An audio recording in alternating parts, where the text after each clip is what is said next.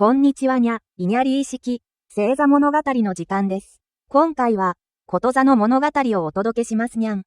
こと座は、音楽の力と深い愛を表す星座です。その元になったのは、ギリシャ神話に登場する音楽の名手、オルフェウスが持っていた盾琴の物語にゃ。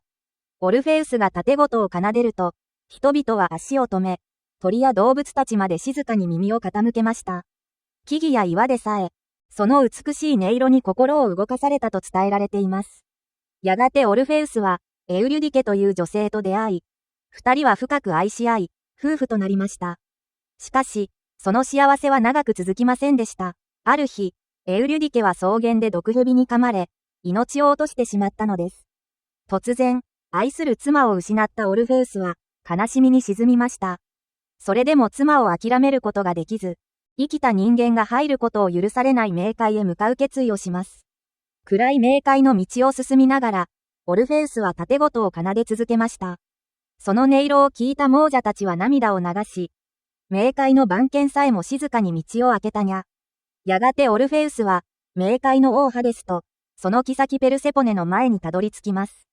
彼は、妻を地上へ返してほしいという願いを込めて、盾琴を奏でました。その音楽には、言葉では伝えきれない悲しみと、エウリュディケへの愛が込められていました。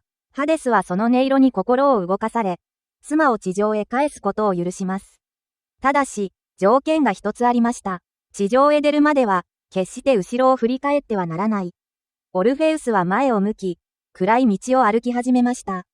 後ろには、エウリュディケが静かについてきています。ところが足音はほとんど聞こえません。本当に妻はいるのだろうか。不安を抱えながらも、オルフェウスは歩き続けました。やがて地上の光が見えてきます。あと一歩で外へ出られる。その瞬間、オルフェウスは妻の姿を確かめたくなり、思わず振り返ってしまいました。しかし、エウリュディケはまだ冥界の中にいました。二人が手を伸ばした時彼女の姿は再び暗闇の向こうへ消えていきました。深い悲しみの中でも、オルフェウスは盾琴を奏で続けたと言われています。そして彼の盾琴は天へ上げられ、こと座となって夜空に輝くようになりました。こと座が教えてくれるのは、音楽や祈りには、人の心を動かし、悲しみに寄り添う力があるということです。そして、大切なものを信じ続けることの難しさも伝えています。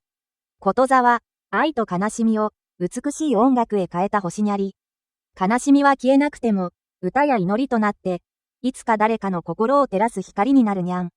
いにゃりーでした。